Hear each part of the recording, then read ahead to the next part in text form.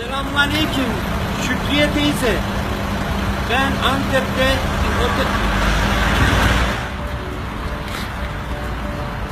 Teyzeciğim iyi akşamlar. İyi akşamlar.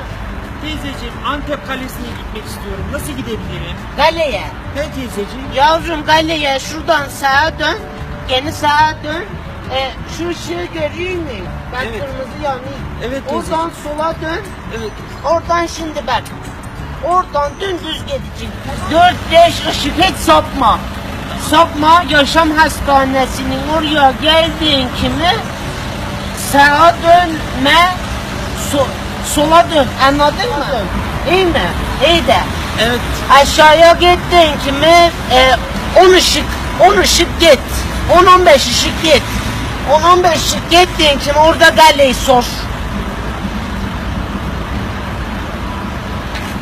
Anladım.